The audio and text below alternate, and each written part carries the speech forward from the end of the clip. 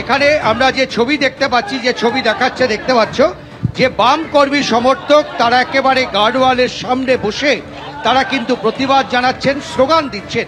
এবং এখানে যখন বাম কর্মী সমর্থকেরা এইভাবে প্রতিবাদ জানাচ্ছেন, ঠিক তখনই 14 জন সিপিএমের বাম কর্মী সমর্থক তারা পুলিশের চোখে ধুলো দিয়ে লালবাজারের গেট পর্যন্ত পৌঁছে গেছিল।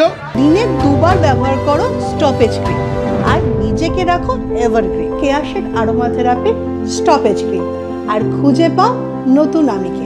এবং তাদের হাতে ছিল একটি চিঠি, যে চিঠি তারা পুলিশ কমিশনারকে দেওয়ার উদ্দেশ্যে রওনা দিয়েছিল এবং তাতে উল্লেখ করা ছিল যে কেন আপনার গদি ছাড়া উচিত, কেন আপনার পদত্যাগ করা উচিত। সেই চিঠি নিয়ে তারা লালবাজার গেটে যায় এবং লালবাজারের গেটে সেই চিঠি যখন তারা আটকানোর চেষ্টা করে সেই সময় তাদেরকে আটক করা হয়েছে। এই মুহূর্তে তারা লালবাজারে রয়েছেন এবং মোহাম্মদ সেলিম থেকে বাম নেতৃত্ব তারা ঘোষণা করেছেন যে যতক্ষণ পর্যন্ত না এই 14 জনকে লালবাজার থেকে ছাড়া হচ্ছে ততক্ষণ পর্যন্ত কিন্তু তারা এই আন্দোলন চালিয়ে যাবেন।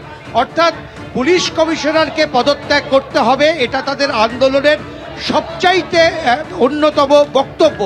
কিন্তু এই মুহূর্তে তারা যে বক্তব্যে দাঁড়িয়েছেন যে এই আন্দোলন ততক্ষণই চলবে যতক্ষণ না যে 14 জন লালবাজারের গেটে যাদেরকে আটক করা হয়েছে, যাদের হাতে ওই চিঠি ছিল, যে চিঠি নিয়ে তারা পৌঁছেছিলেন একেবারে উজ্জ্বল, অর্থাৎ 14 জনের যে বামেদের প্রতিনিধি দল লালবাজারের কাছে তাদেরকে আটক করা হয়েছে, যতক্ষণ না তাদেরকে ছাড়া হবে ততক্ষণ এভাবেই আন্দোলন অবস্থান চালিয়ে যাবেন বামেদের কর্মী সমর্থকরা।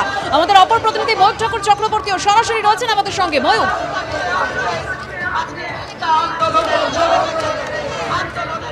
দেখো একদমই এই মুহূর্তে যে গার্ডরেল পুলিশের তরফ থেকে দেওয়া রয়েছে সেই গার্ডরেলের সামনে আমরা রয়েছি।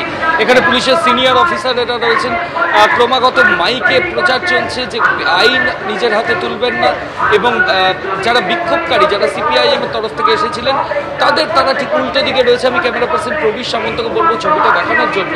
তুমি দেখো কয়েক হাজার সিপিএম এর কর্মী সমর্থক তারা কিন্তু এই মুহূর্তে ঠিক এই যে বেন্টিং স্ট্রিট এবং ওয়েস্টার্ন স্ট্রিটের যে সংযোগস্থল সেখানে তারা রয়েছেন, এবং 9 ফুটের যে গার্ডরেল রয়েছে সেই গার্ডরেলের নিচেই কার্যত একটা টিম তারা বসে পড়েছেন, একটা টিম গার্ডরেলের উপরে ওঠার চেষ্টা করেন।